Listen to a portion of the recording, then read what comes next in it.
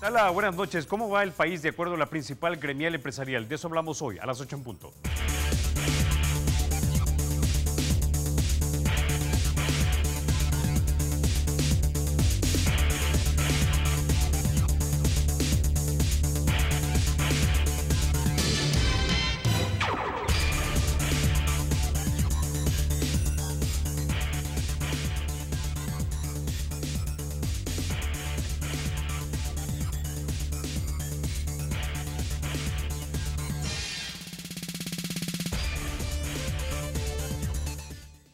Bueno, ¿qué tal? Buenas noches, es un verdadero placer que esté con nosotros. Vamos a introducir sin mayor preámbulo a nuestros invitados. Esta mañana, o debo decir esta noche, nos acompaña don Luis Cardenal, es el presidente de la Asociación Nacional de la Empresa Privada. También nos acompaña Javier Argueta, él es el director legal de la Asociación Nacional de la Empresa Privada. Caballeros, bienvenidos a 8 en punto.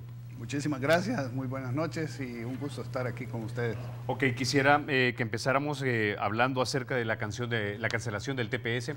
Esto ha sido un golpe para los salvadoreños, pero potencialmente podría ser también un golpe para la economía de nuestro país, a partir del punto de que podría rebajarse la cantidad de remesas que nos llegan, ¿no? Quiero que pongamos en pantalla algo que publicó el Registro Federal de los Estados Unidos sobre la cancelación del TPS.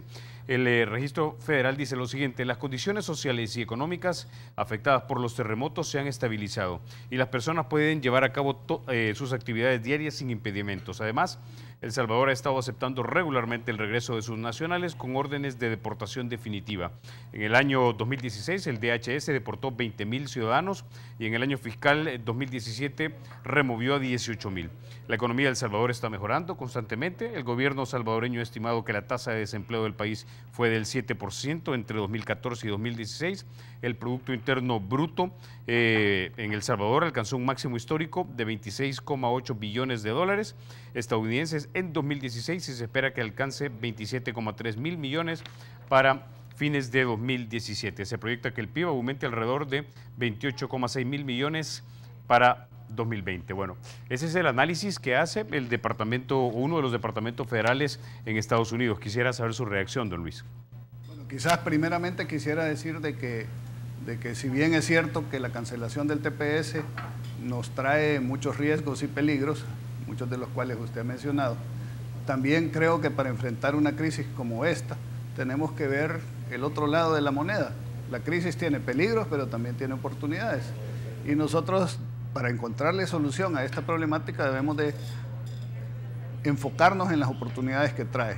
Y es que nuestra mayor riqueza es nuestra gente, los salvadoreños que se han ido allá y más los que están en el TPS son personas que han aprendido nuevos oficios, que han aprendido a vivir en un sistema que funciona, que saben lo que es vivir en democracia, en un Estado de Derecho, donde la economía recompensa a aquel que se esfuerza y que de alguna manera tenemos que buscar la forma en la cual toda esta gente encuentre oportunidades de desarrollo en su país y no que andemos buscando soluciones que busquen marginarlo, romper a la familia o expulsar a los salvadoreños o hacerlos sentir como no deseados. Dicho lo anterior, las causas de por qué se produce la cancelación son varias. Digamos que no podemos decir que con otro gobierno el TPS se hubiera mantenido de diferentes maneras, pero lo que sí podemos decir es que las actuaciones, los mensajes, los insultos, las quemas de bandera, los Yankee Go Home, el ofender a la embajadora y todo ese tipo de cosas nos ha dejado sin muchos aliados que defiendan la posición de El Salvador. Y segundo, que somos víctimas de la misma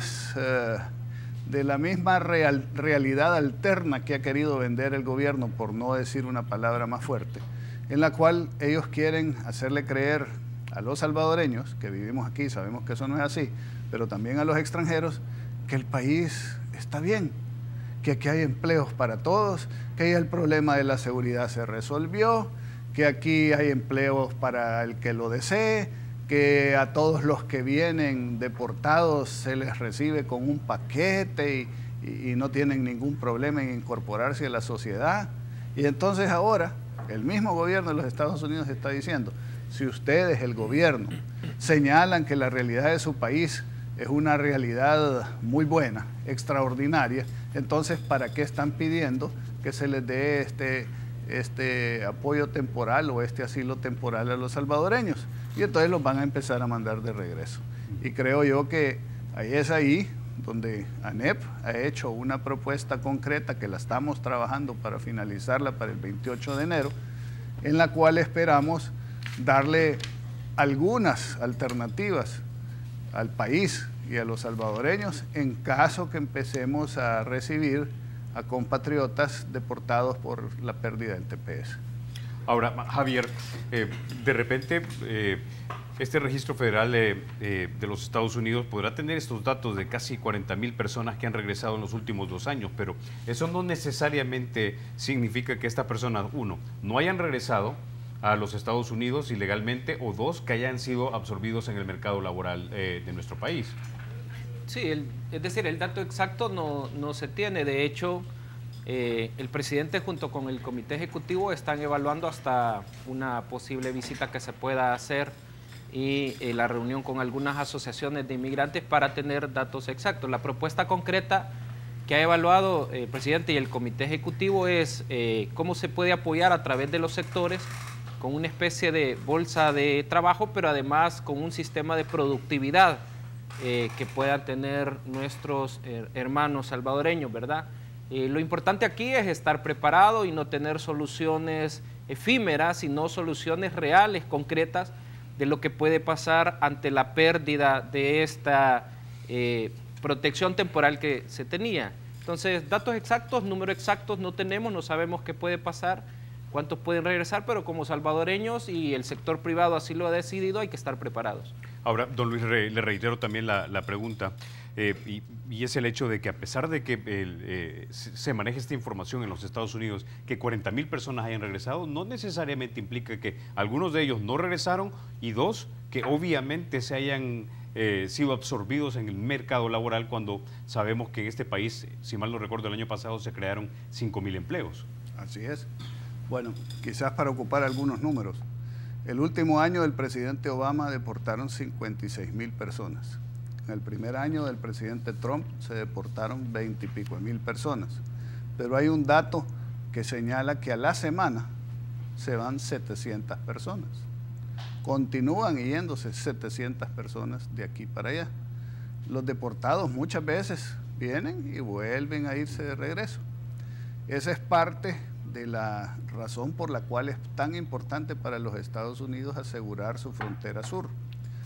Porque nosotros tendemos a ver solo nuestro punto de vista, y es que pensamos de que la solución para los problemas nacionales, o han pensado durante algún tiempo muchas personas, que la solución es que los salvadoreños se vayan, que le quitemos presión a la olla, mandando en la gran mayoría a nuestras mejores mentes, porque no se van las personas más pobrecitas.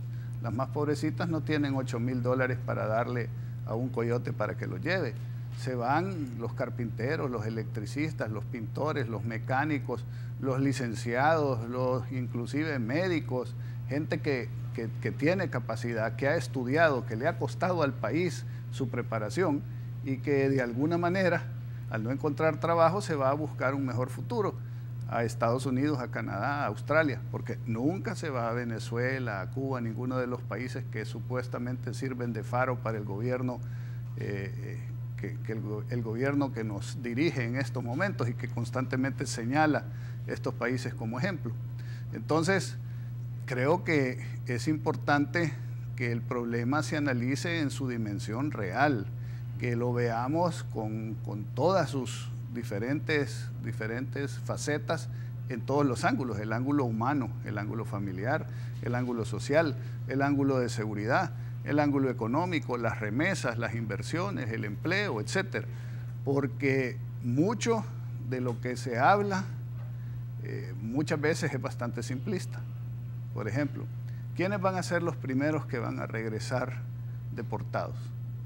No van a ser aquellos que tienen su trabajo, que tienen su capacidad de pagar un abogado para buscar otros mecanismos para quedarse allá, que existen y que hay que buscarlos. Van a ser aquellos que tienen algún récord delincuencial, algunos que que los han agarrado violando la ley, ya sea desde manejar ebrios o sin licencia, hasta haber cometido asesinatos. Y entonces nosotros, ¿cómo vamos a recibir a esas personas si no estamos preparados? Dicen las autoridades, metemos a todos los dirigentes de las pandillas a las cárceles, pero nuevamente si están mandando desde Estados Unidos a dirigentes de las pandillas de allá, ya las pandillas vuelven a tener jefes operativos en las calles. ¿Y qué se está haciendo al respecto de eso? ¿Qué plan hay para eso? Entonces, una de las principales, digamos, estrategias que deberían de desarrollarse tienen que ver con el aspecto de la seguridad. Y después, posteriormente también, ir adaptando ofertas de trabajo, de oportunidades, de estudio, de capacitación, de encuentro entre gente que sabe hacer algo y tal vez inversionistas aquí que quisieran poner un negocio y necesitan personal capacitado para poderlo echar a andar. Entonces eso es lo que estamos tratando de trabajar nosotros de manera ordenada, hacer un análisis de la situación compleja y completa y hacer propuestas en cada una de estas diferentes áreas.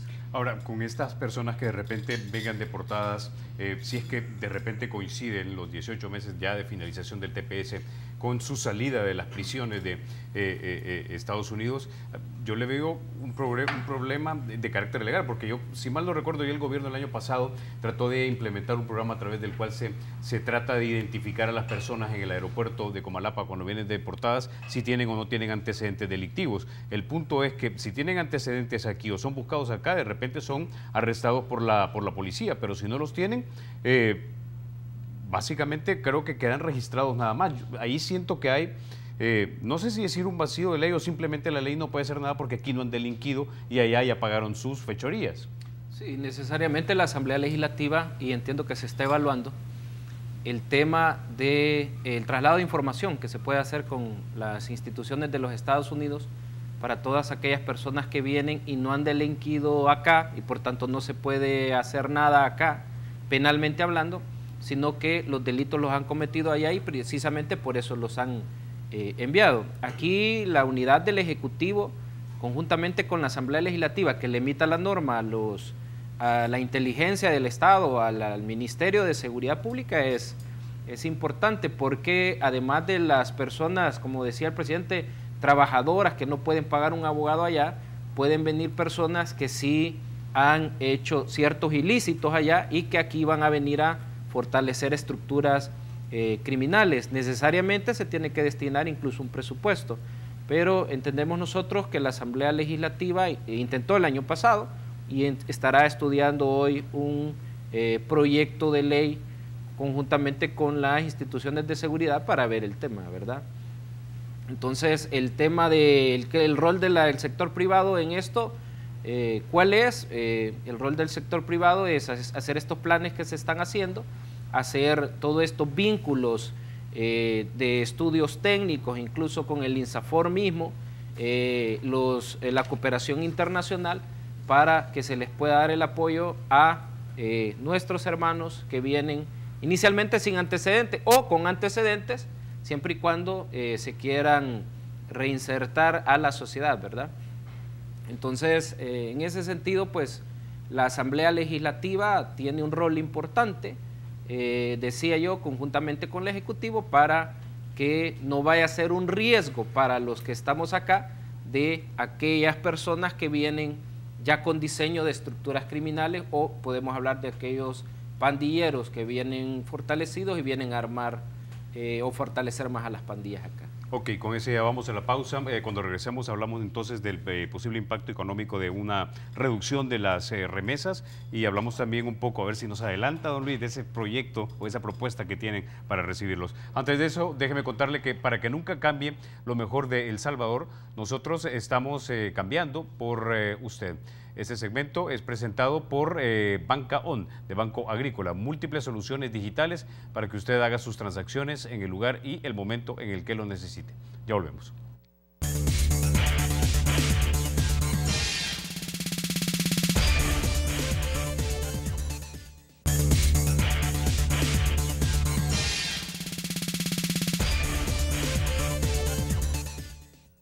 Bueno, gracias por continuar con 8 en punto. Entonces, quiero que pongamos en pantalla algunos de los datos que hemos recibido y que los dio, de hecho, el Banco Central de Reserva acerca de lo que estamos recibiendo en remesas. Esto es un dato interesante. El 97% de las remesas vienen de los Estados Unidos, 12% de los salvadoreños que viven actualmente en Estados Unidos está con el TPS, 47% se canaliza a través de los bancos. De Estados Unidos nos vienen 4.684 millones, de Canadá 44,5, de la Unión Europea 43,9. Sumémosle algo más. En el año pasado, de hecho, crecieron un 9,7% y algunos le adjudican este incremento al hecho de que la gente estaba como previniendo de si de repente los deportaban o algo así. Subió a 5.021,3 millones de dólares. ¿Cuál sería el impacto, cree usted, si es que realmente se regresara una buena cantidad de personas? Porque tengo entendido que casi el 97% de las remesas se usa en consumo en este país. Sí, lamentablemente así es. Esa es otra de las cosas que tenemos que empezar a cambiar. Y es el hecho de que las remesas, el esfuerzo de nuestros hermanos en el exterior sea bien utilizado. No digo que consumir a veces es necesario y ayuda a las familias, pero por lo menos un porcentaje importante de esto debería de servir para ahorro e inversión. Porque después, si estas personas regresan, tienen un capitalito, un patrimonio al cual regresar y sobre el cual, digamos, poderse quizás retirar o sostener. Mientras que si todo se gasta, cuando vengan aquí no va a haber nada. Y todo ese esfuerzo va a haber servido para que la pasaran, la familia, pero no va a quedar nada sólido para poder construir o seguir construyendo sobre ello. Se calcula más o menos que de los 5.000 millones de dólares que se reciben, unos 500 millones pueden estar vinculados al TPS. Pero repito, partamos de un hecho que sería la primera propuesta que nosotros tenemos, y es, hay que ver desde el punto de vista legal cuál es la situación de cada uno de los tepecianos. Algunos de ellos ya pueden aplicar a otro tipo de estatus migratorio, porque tienen hijos mayores de edad que los pueden solicitar, porque pueden conseguir visas de inversionistas si acaso ellos ya tienen una empresa y están generando ingresos, pagan impuestos y además si generan empleos adicionales, pueden tener la posibilidad de recibir una visa de inversionista.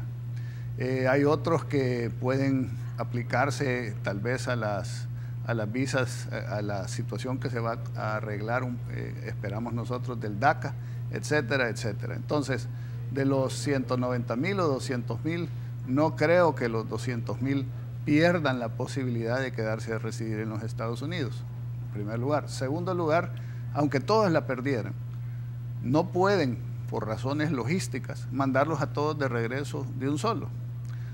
Porque no solo son los salvadoreños, están los mexicanos, están los hondureños, están los nicaragüenses, están los haitianos, o sea, la cantidad de gente que los Estados Unidos tienen que deportar es en millones.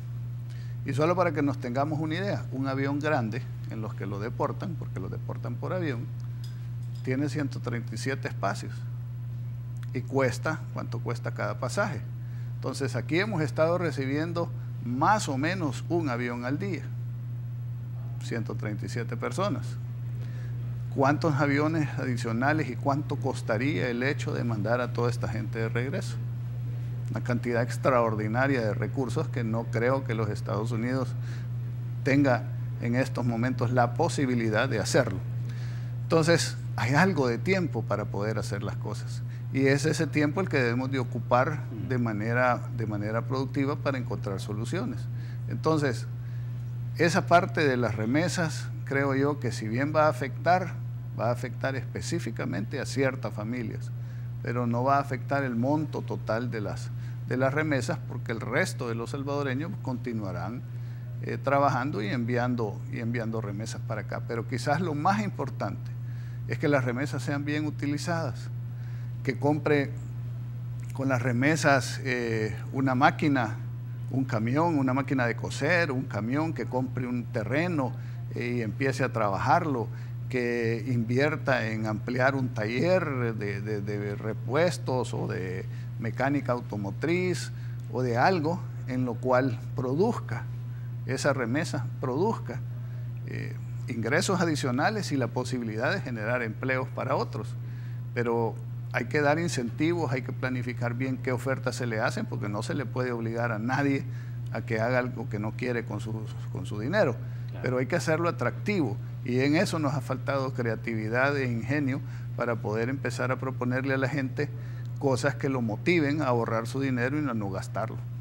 Ok, ahora Javier, digamos, para esta gente que viene, legalmente, digamos, ¿qué cosas podemos hacer para facilitarle su reinserción, digamos, aquí a El Salvador? El ministro de Hacienda me dijo la semana anterior que él pensaba por lo menos en 3 medidas así, digamos, a ojo de buen cubero. Una era, por supuesto, exención de impuestos para el menaje, es decir, todo lo que traen, líneas de créditos e incentivos fiscales de algún tipo. No sé si ustedes le han dado pensamiento a qué legalmente se puede hacer.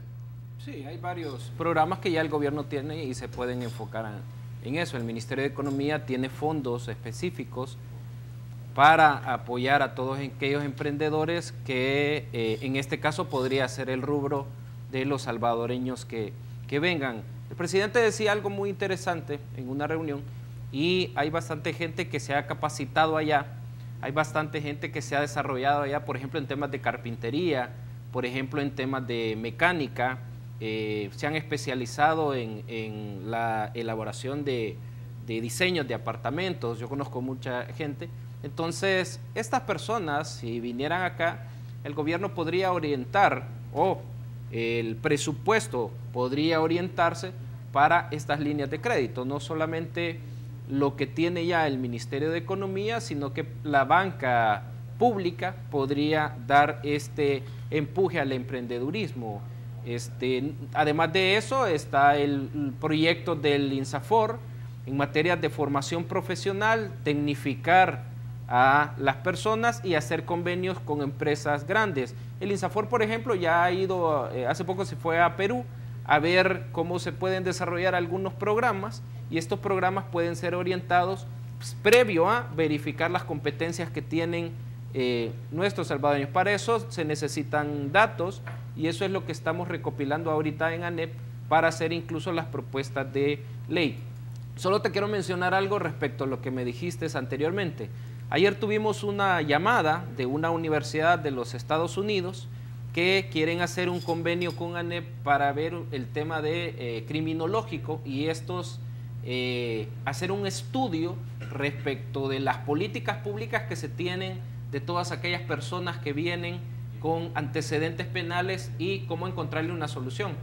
Entonces, ayer se tuvo una primera llamada, se va a hacer una reunión con el presidente y eventualmente con el comité ejecutivo para ver si se consolida ese convenio, y quería mencionártelo porque sí, ANEP también está viendo el tema, y también pues se puede sentar, o se debería de sentar ANEP con el gobierno si hay un estudio concreto. No, ojalá que no se rechace como en las políticas de seguridad, que se invirtieron bastante con Giuliani, pero esto podría arrojar también para un dato exacto, una solución para proteger a nuestros hermanos salvadoreños acá de aquellas personas que vienen ocasionalmente. Quería mencionarte eso. Y bueno, lo último que te decía era eso, sistemas de productividad. Eso implica una reforma a la ley de micro y pequeñas empresas que sacó el gobierno hace 2 años, y hay otros programas que se pueden enfocar, yo creería, principalmente para empujar emprendedores, ¿verdad? Hay bastantes emprendedores en Estados Unidos y pues si hay necesidad de más empleo, ya en INSAFOR, que es el Centro de Formación Profesional, estamos viendo, yo soy parte de ahí, estamos viendo el tema también, cómo se podría empujar parte de los programas que ya se tienen. Ok, ahora sumémosle entonces a esto, don Luis. ¿Qué nos puede adelantar de esa propuesta que ANEP está presentando para recibir salvadoreños si es que deciden venir en una buena cantidad? La primera conclusión que tenemos es que esto tendría que ser un plan de nación, o sea, tiene que ser un proyecto de nación, llamémoslo así, donde incorporemos todos los esfuerzos que por separado se están haciendo para potenciar un impacto positivo mayor. 1, ayudarle a los salvadoreños que están allá a que se ubiquen en cuál posición o en cuál situación legal les conviene a ellos proseguir. Segundo lugar, hacer gestiones allá, buscar aliados, los aliados que hemos perdido por las actuaciones y por las manifestaciones del gobierno, tratar de conseguirlos y hacerlo de manera unida como país. Llegar a hacer las gestiones, a explicar cuál es la realidad de El Salvador, sin andar tratando de maquillar las cosas, decir, miren, estos son los problemas. A ustedes el problema de seguridad se les puede complicar si no resolvemos la situación en El Salvador y en el Triángulo Norte y el resto de Centroamérica de una manera adecuada. Porque si ustedes creen que mandando a la gente de regreso así a la fuerza van a impedir de que más gente se siga yendo, están equivocados. Hacerles entender, explicarles que la situación es compleja. Segundo lugar, vincular más los sectores, o sea, a los que están allá y a los que estamos aquí, deberíamos de tener más y mejor comunicación. Hay oportunidades de negocios que se han perdido con toda la economía de nostalgia que hay allá, que podría potenciarse, tanto para mejorar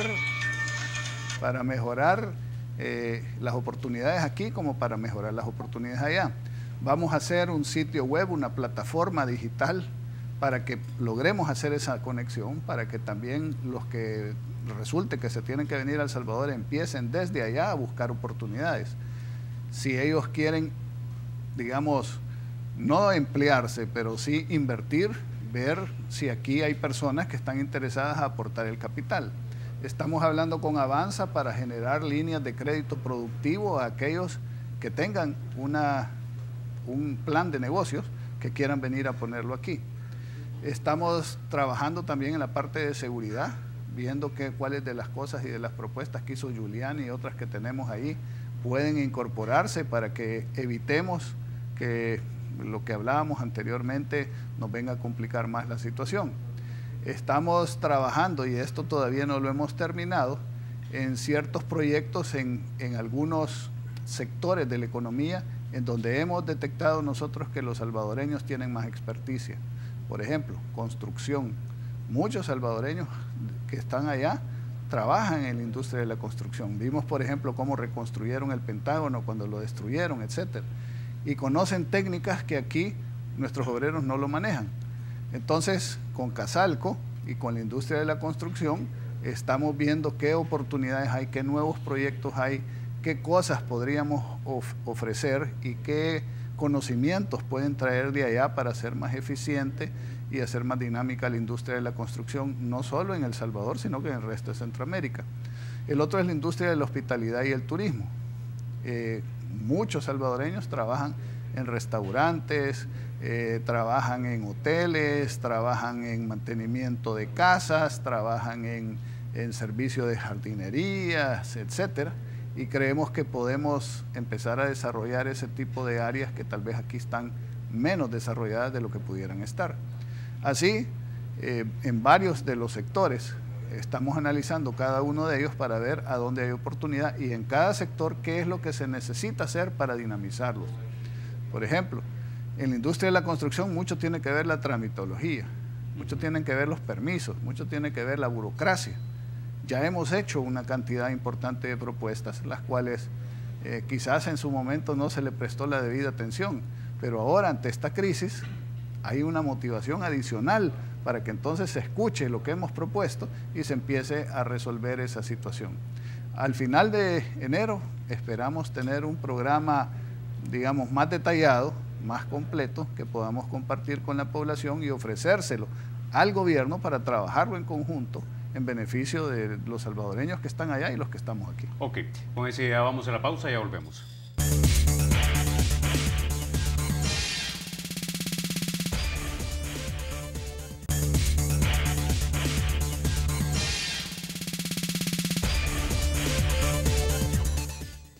Bueno, gracias por continuar con 8 en punto. Javier, este tema quisiera comenzarlo contigo y es la suspensión de los directores de la CIGET. Hace unos días ANEP argumentaba que había un conflicto de interés por el parentesco de Sánchez Trejo con el vicepresidente legal de AES, conglomerado que es propietario de 4 distribuidores de energía, ¿no? La sala básicamente los ha inhabilitado por el momento, tengo entendido, no es definitivo. Sí, hay una suspensión donde la sala prohíbe el ejercicio de las atribuciones que están haciendo el doctor Gregorio Sánchez Trejo y su suplente, y también limita el tema del nombramiento, básicamente el acto que hizo el presidente de la República. La Sala de lo Constitucional ha tomado a bien que cuando nosotros llegamos al procedimiento de elección y se les presentó un incidente y se les dijo, mire, por favor a la comisión evalúe este posible impedimento para que estas personas ingresen. ¿Cuál era el impedimento? De que había un conflicto de interés porque el doctor Gregorio Sánchez Trejo, el hermano, es vicepresidente legal de 4 empresas.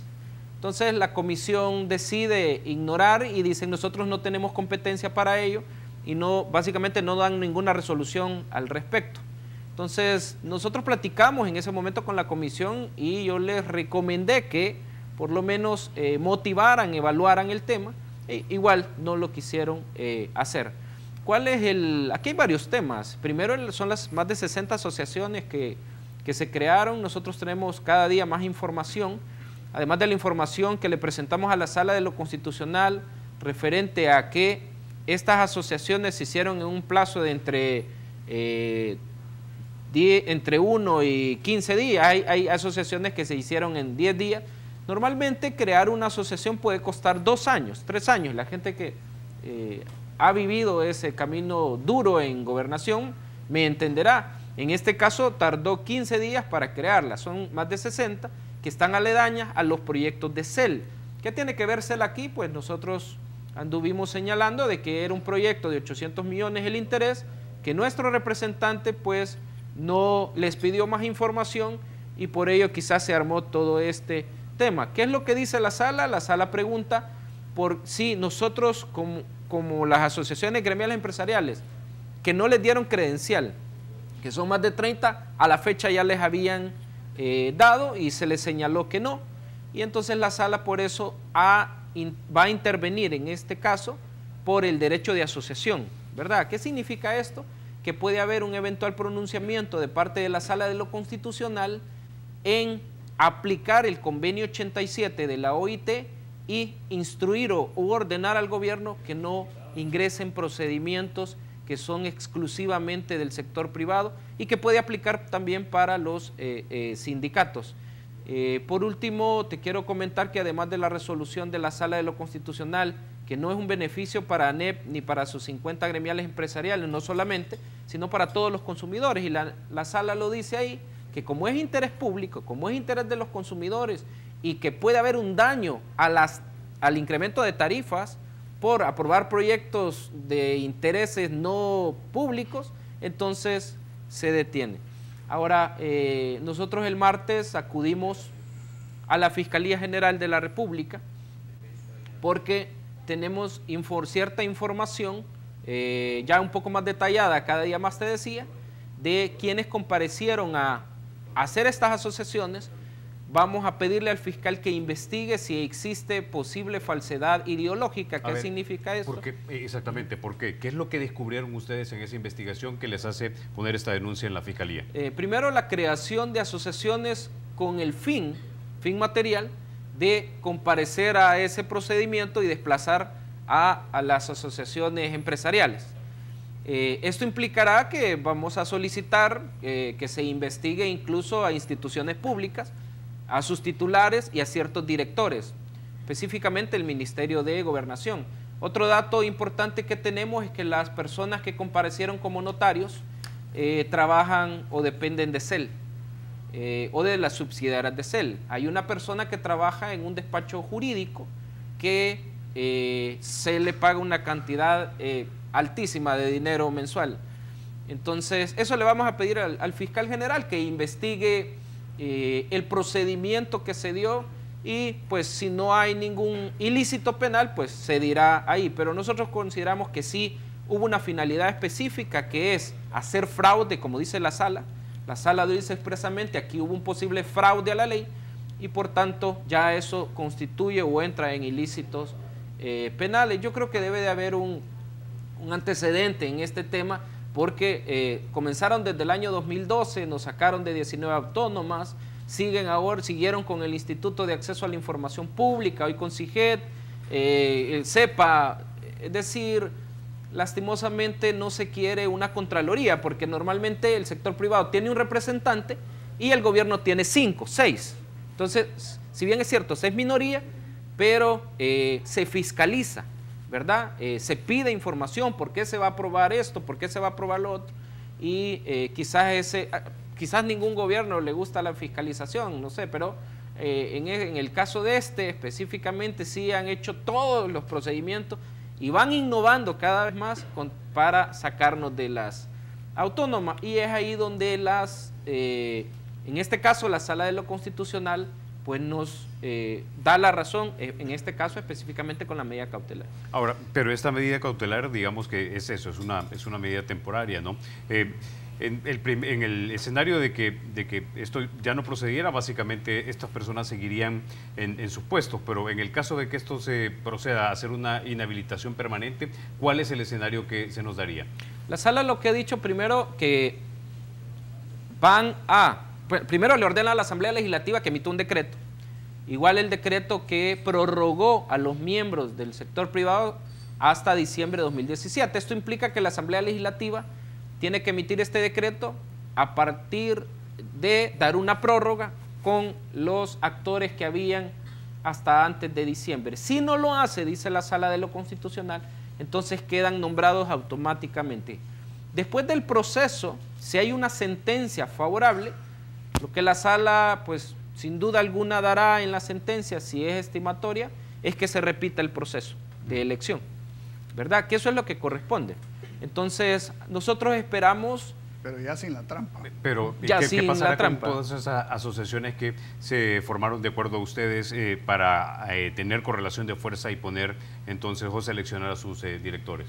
Eso te iba a comentar, porque como se ha avalado el derecho de asociación, posible violación al derecho de asociación, esto es a la libre elección, y la Sala tiene resoluciones de la Organización Internacional del Trabajo, que ANEP es la institución más representativa en el país. Esto no lo dice ANEP, lo dicen los convenios internacionales, lo dice OIT, que son más de 360 países.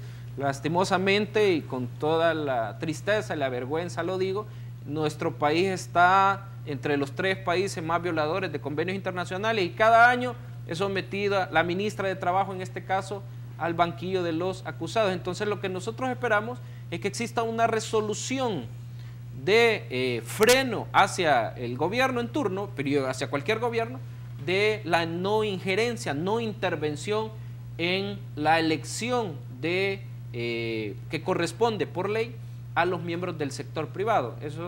Esa es una elección que, te insisto, desde el presidente Funes no le gustó y hoy innovan, porque vamos a ver, te quiero comentar, primero pusieron cooperativas. Como no les funcionó el tema de las cooperativas, porque la ley decía expresamente gremiales empresariales, entonces decidieron a crear estas asociaciones empresariales. Nosotros no tenemos problemas si hay más asociaciones empresariales.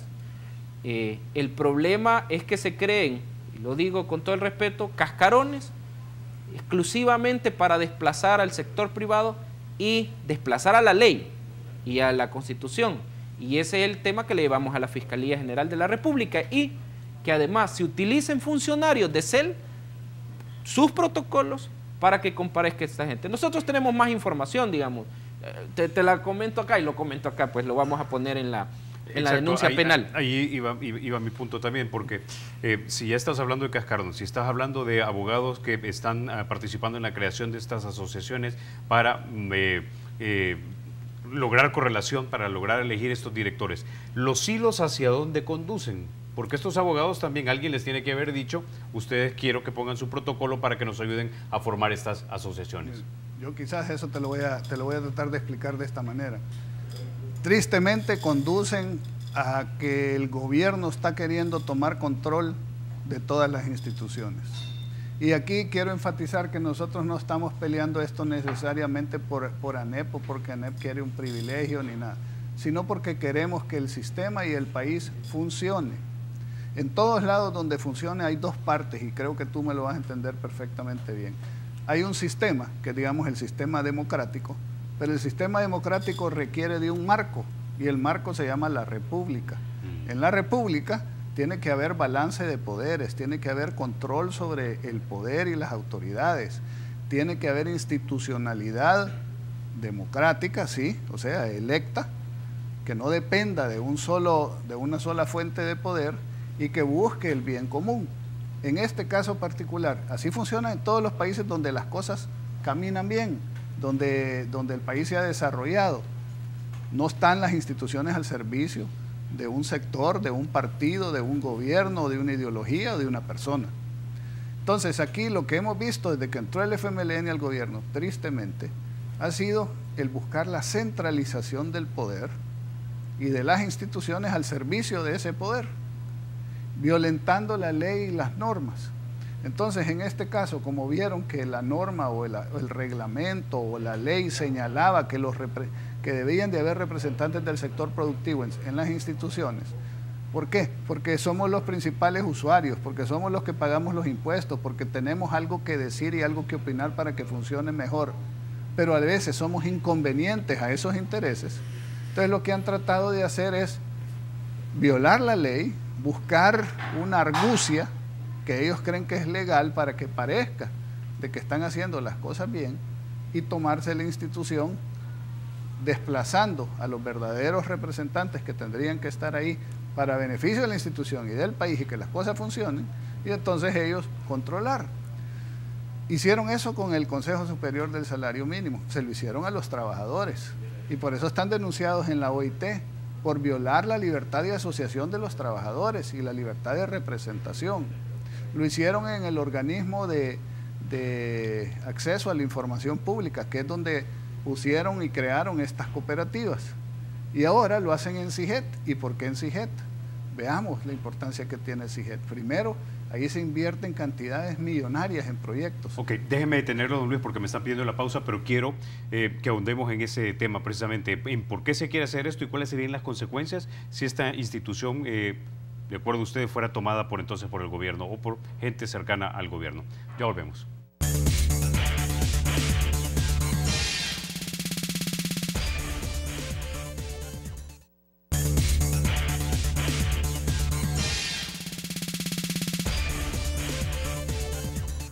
Gracias por continuar con 8 en punto. Bueno, don Luis, complementemos la idea, porque se queda usted en las razones de por qué se quiere tomar la institución y cuáles serían las posibles consecuencias. Bueno, la CIGET, en primer lugar, supervisa inversiones multimillonarias, y ya voy a llegar a esa inversión. En segundo lugar, tiene que ver con las alzas de las tarifas eléctricas, tiene que ver con la telefonía y tiene que ver con las frecuencias de las radios y las televisoras. Controlar la CIGET sin alguien que esté ahí para vigilar o para oponerse o para decir, miren, esto no está bien, significaría que pudieran en algún momento manipular las reglas de juego, así como manipularon la elección, para cortarle la frecuencia, el permiso a una radio que sea opuesta al gobierno y dársela a los amigos, o un canal de televisión pudiera perder por alguna normativa, alguna violación, alguna de las reglas y decir, mire, usted falló, entonces le quitamos la frecuencia. O sea, hay control de medios, control de prensa. Pudieran, como ya trataron de hacer cuando hicieron el 13%, el aumento del 13% que tuvo que revertirse a la energía eléctrica, el cobro del 1% a ciertas tarifas. Todo ese tipo de cosas suceden ahí. Pero quiero darle el ejemplo que creo que motivó esta situación. Por la guerra se destruyeron las redes de tendido eléctrico y entonces el gobierno viene y presenta y dicen, queremos que nos autoricen 800 millones para hacer las redes de tendido eléctrico, curiosamente destruidas por ellos durante la guerra. Entonces dijimos nosotros, 800 millones, eso es un montón de pisto, porque hacer la red de integración centroamericana costó 300 millones, 400, y este es Centroamérica y este es El Salvador, ¿cómo va a costar 800 millones? Investiguemos. Hagamos un estudio. Bueno, vamos a hacer el estudio. Regresa el gobierno sin hacer el estudio y nos dice, queremos que aprueben esto. Entonces, ¿dónde está el estudio? No tenemos dinero para el estudio. Vamos nosotros y gestionamos ante el Banco Mundial un préstamo no reembolsable, o sea, una donación para que se haga el estudio y que entonces sepamos cuánto cuesta esto en realidad. Se les dice, lo único que tienen que hacer es solicitarlo oficialmente, tienen el dinero, pueden hacer el estudio y vamos a ver cuánto cuesta esto. pasa el tiempo y el estudio no lo conocemos, el resultado no lo sabemos, pero vuelven a insistir otra vez con los 800 millones y volvemos a decir nosotros no podemos apoyar esto mientras no tengamos el estudio y no sepamos cuánto vale. Siguiente paso, crean las asociaciones, modifican el reglamento de la elección, llaman a una elección, la posponen 2 veces, llaman a esta elección amañada y de repente sacan al representante de ANEP que se está oponiendo a que las cosas se hagan de manera oscura y de mala manera, lo sacan de ahí y nombran otro representante. Ahora, pero estos 800 millones que supuestamente se necesitan, eso debe ser aprobado por los directores de la CIGET y eso es una recomendación oficial que se le da a la Asamblea Legislativa para que contraigamos entonces ese préstamo de 800 millones de dólares. No necesariamente, porque ese préstamo lo puede contratar la CEL por ser autónoma, ¿verdad? Entonces, la CEL lo que va a hacer, ¿y por qué le debe preocupar a usted, estimado televidente?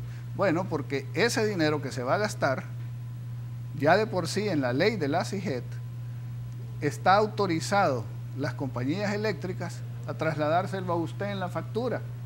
Entonces, si cuesta 100, 400, 800 o 1000, usted lo va a pagar. ¿Qué es lo que le interesa al consumidor? Que cueste lo menos posible. Exacto. Porque al final del día no lo va a pagar CEL. Bueno, que al final lo pagamos nosotros, no va a pagar el gobierno, que al final lo pagamos nosotros en impuestos. Directamente lo va a pagar usted en la factura. Ahora, ¿ese estudio entonces no se ordenó, no se está haciendo, no se está realizando? Quedó que se lo iban a hacer. En las reuniones privadas que teníamos nosotros con el vicepresidente, con el señor Roberto Lorenzana, con el señor Jato Asbun, y lo digo ahora porque antes teníamos confidencialidad, pero ante esto la confidencialidad quedó atrás. En esas reuniones nosotros les dijimos, vaya, hagan el estudio, tráiganlo la próxima vez y nos comentan. Nunca hemos vuelto a oír acerca de eso. Y estando nuestro representante fuera de la CIGET, pues tampoco podemos saber, a menos que si a ellos les da la gana informar nuevamente quién está representando a la población. No creo que el representante que pusieron en nombre nuestro y que depende de todas estas asociaciones vinculadas a CEL va a ser el que va a defender los intereses de usted, mi estimado consumidor, y del pueblo. Entonces, por eso digo, no lo hacemos por ANEP. ANEP está cumpliendo una misión y aunque se traten de engolosinar tratándonos de dar una mala imagen y decir ANEP son los malos de la película y todo, nosotros podemos demostrar con hechos que aquí no andamos buscando ganancias personales ni sectoriales ni de ningún tipo de empresa, sino el beneficio del país, porque estamos convencidos que si al país le va bien, si el sistema funciona, a todos nos va a ir bien y todas nuestras empresas van a poder prosperar. Y eso es lo que estamos tratando de hacer. Javier, entonces en este momento por lo menos está detenido la petición de ese préstamo de 800 millones de dólares con esta medida cautelar que dio la Sala de lo Constitucional. Sí, solo tal vez añadir un tema a lo que el presidente te mencionaba y la finalidad de esto. En 2009 se dio un estudio de 123 millones de dólares si se necesitaba esta línea de transmisión y el estudio arrojó que no se necesitaba. 123, hoy son 800 millones de dólares. ¿Cómo se iban a pagar esos 800 millones de dólares y por qué intervino con tanta fuerza CEL? Se iban a pagar a 30 años con el alza de la factura de todos los consumidores. ¿Cuál es el tema aquí? ¿Por qué quieren que ingrese tanto dinero a CEL o a las subsidiarias de CEL, que es la INE y la GEO, que hasta hoy, históricamente, la Corte de Cuentas va a poder ingresar a verificarlas? Ya algunos dirán que es caja chica del gobierno, se utiliza para campañas políticas, otros para ciertos pagos. Yo lo que sí te puedo confirmar, y nosotros tenemos el acta, es que hay asesores de $23,000 mensuales que paga CEL. Ha de ser un abogado muy bueno, digamos, para que le paguen 23,000. Y hay ciertos gastos que ellos tienen, por ejemplo, contrataciones de personas como masajistas. Hay una serie de temas que utilizan el dinero que al final lo termina pagando el consumidor. Como decía el presidente, nosotros metimos una demanda de inconstitucionalidad y gracias a Dios se detuvo el 13%, que al final era un impuesto encubierto, que ese dinero iba para CEL también, pero lo iba a pagar el consumidor.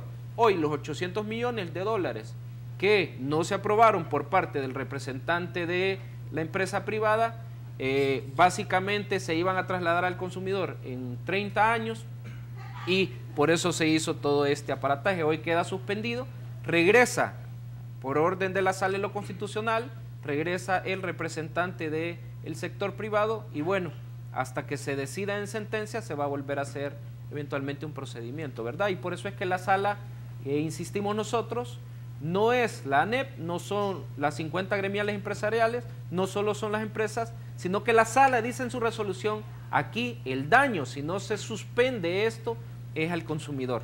Entonces hay un interés público, hay un interés del consumidor de que no se eleven las tarifas eléctricas a partir de proyectos que no son viables, como arrojó en el 2009 el estudio, ¿verdad? Ok, con esa idea nos vamos a quedar. Javier, don Luis, gracias por haber estado aquí en 8 Punto. No, muchísimas gracias.